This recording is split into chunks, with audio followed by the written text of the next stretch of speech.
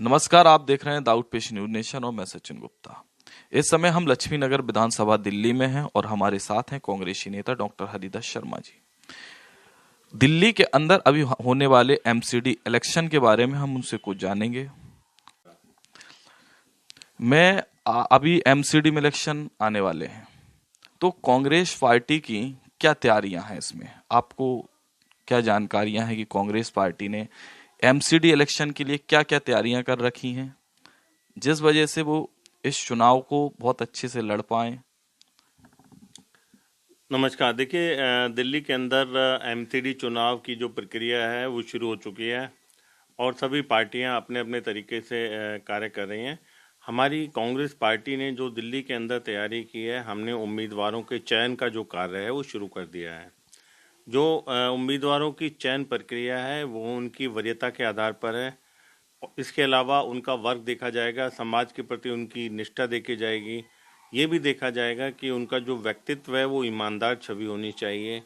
पढ़े लिखे जो हमारे उम्मीदवार हैं वो बनकर आएँ। इसके अलावा शिक्षित होने चाहिए और बहुत ही अच्छे उम्मीदवार दिल्ली के अंदर हम कांग्रेस पार्टी लड़ाने जा रही है। ख़ास तौर से युवाओं और महिलाओं को भी इसमें प्रतिनिधित्व दिया जाएगा। और इसके अलावा जो हमारे पुराने पार्षद हैं कांग्रेस पार्टी के, जिनका बहुत अच्छा काम रहा है, उनको भी कांग्रेस आला कमान के ऐसे संकेत हैं कि उन लोगों को भी मौका दिया जाएगा और दिल्ली के अंदर सभी एमसीडीओ में कांग्रेस पार्टी बहुमत से सरकार बनाएगी। लक्ष्मी नगर विधानसभा के अंदर ऐसी कौन सी कमियां हैं जो कि आने वाले अगर आपकी एमसीडी में सत्ता आती है तो आप उन कामों को पूरा करेंगे जो कि वर्तमान में चल रही एमसीडी में सरकारों ने नहीं किया है? आप ऐसे कौन से काम आपको इस क्षेत्र में अधूरे लगते हैं? जगह जगह गंदगी, गलियों में सफाई नहीं है, कूड़ा नहीं है, सीवर के ढक्कन टूटे पड़े हैं, पानी निकल रहा है। तो इस तरीके की यहाँ पर ख़ास तौर से चीज़ें देखने को आई। शीला जी जब गई थी उससे पहले ही गलियों का निर्माण हुआ था, नालियों का निर्माण हुआ था। उसके बाद में कोई इक्का दुक्का सड़क और नाली का निर्माण हुआ। दिल्ली के अंदर आज भी ऐसी सड़कें हैं जो कि उनका निर्माण ही नहीं हुआ है, वो ऐसी की ऐसी पड़ी हुई हैं। अभी न्यू अशोक नगर क्षेत्र में मैं गया था, वहाँ मैंने देखा कि बहुत सी ऐसी सड़कें हैं जो जिनका निर्माण ही नहीं हुआ। जैसे ख़ास तौर से एक नाले वाला रोड है, वहाँ दोनों तरफ हजारों हजारों की संख्या में लोग रहते हैं, 4-4 मंजिल मकान हैं और काफ़ी खासी आबादी में लोग रहते हैं। उस रोड का निर्माण दिल्ली सरकार ने नहीं किया। शायद कोई देश की ऐसी राजधानी होगी, राजधानी में पहला ऐसा इलाका होगा जहाँ पे सड़कों का निर्माण नहीं है। तो मैं समझता हूँ कि इन लोगों की विल पावर ही नहीं है काम करने की और ना इनको काम करना आता है। कांग्रेस पार्टी के नेताओं को काम करना आता है, किस तरह से काम होता है। वो जनता के प्रति अपना एक बहुत ही अच्छा रवैया रखते हैं, जनता के साथ मिल के काम करते हैं। तो जो नागरिकों को सुविधा मिलनी चाहिए वो नहीं मिल पा रही है। दिल्ली के अंदर लंबे समय से राशन कार्ड नहीं बने हैं। इसके अलावा बहुत सी ऐसी समस्याएं हैं। ये हॉस्पिटल्स के बारे में कहते हैं, आप हॉस्पिटल में किसी मरीज को लेकर जाइए तो वहाँ आज भी उनको एडमिशन नहीं मिलता है, वो प्राइवेट हॉस्पिटल्स की तरफ चक्कर काटते हैं। तो मैं समझता हूँ कि दिल्ली के अंदर कोई भी ऐसा काम इन्होंने नहीं किया है कि जिससे कि दिल्ली की जनता को उसका लाभ मिले। आपने कहा है कि आम आदमी की पार्टी की सरकार में जनता को ना हॉस्पिटल में उतनी सुविधाएं मिली हैं, सड़कें भी खुद ही पड़ी हैं। इससे पहले भी आम आदमी पार्टी की सरकार रही है दिल्ली के अंदर, उन्होंने दोबारा सरकार बनाई है। लेकिन आपको अब एमसीडी में क्या लगता है कि कांग्रेस आ पाएगी या कोई और सत्ता आएगी? आपको क्या लगता है? देखिए, दिल्ली के अंदर जो विकास की देवी थी शीला दीक्षित जी, उनके कार्यों को लोग आज भी याद करते हैं। जो उन्होंने दिल्ली के अंदर कार्य किए वो अपने आप में बेमिसाल कार्य थे।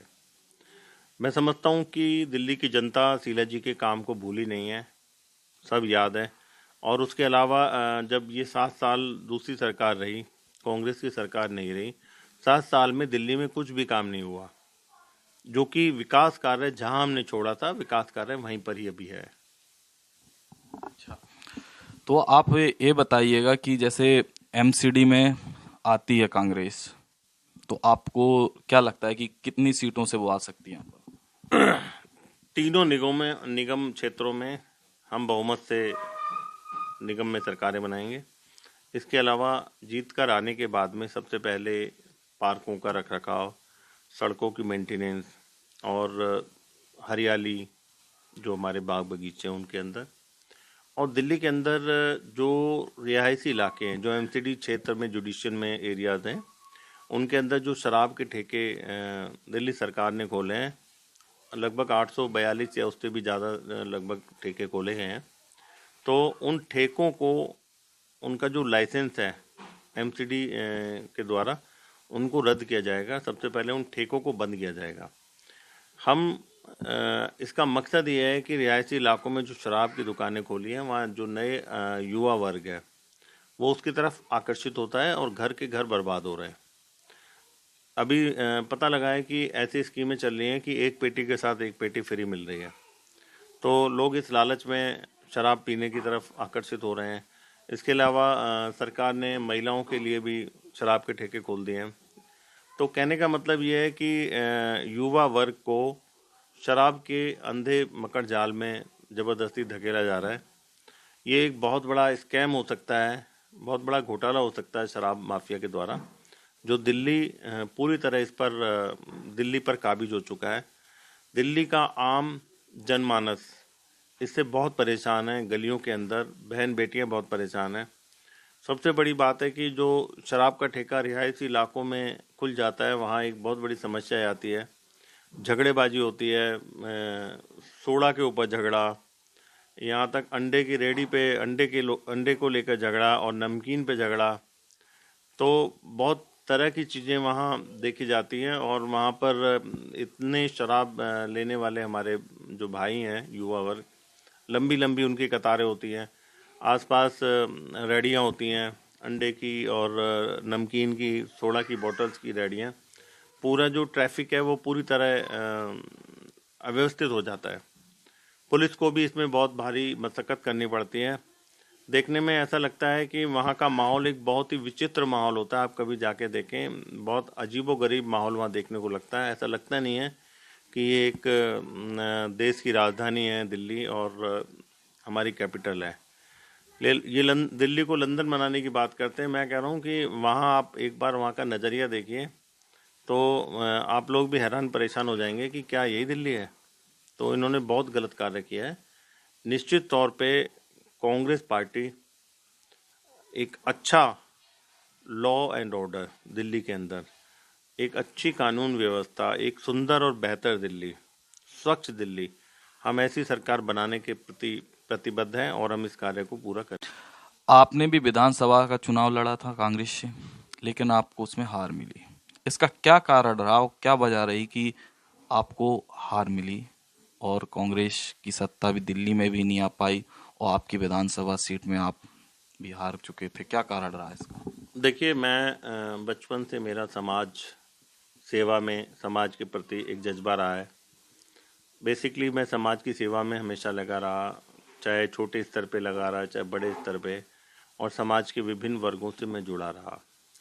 जब आप सक्रिय राजनीति में आते हैं तो आप समाज की सेवा करते हुए आते हैं।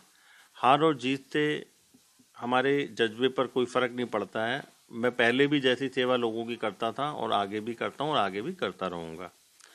जहाँ तक हार और जीत का सवाल है तो निश्चित तौर से हम ये कह सकते हैं कि इलेक्टोरल पॉलिटिक्स के अंदर एक पार्टी जीतती है, एक हारती है। कुछ हवा का फ़र्क होता है, कुछ हम अपनी बातों को लोगों तक नहीं पहुंचा पाते, जो हम कहना चाहते हैं या उनसे हम सुनना चाहते हैं। कहीं ना कहीं एक समन्वय और तालमेल की कमी रहती है और कुछ मुद्दे इस प्रकार से हो जाते हैं। कई बार दूसरे दलों के लोक लुभावने नारों में हमारे जो भाई और बहन हैं वो उसके झांसों में आ जाते हैं और जब समझ आता है तो बहुत देर हो चुकी होती है।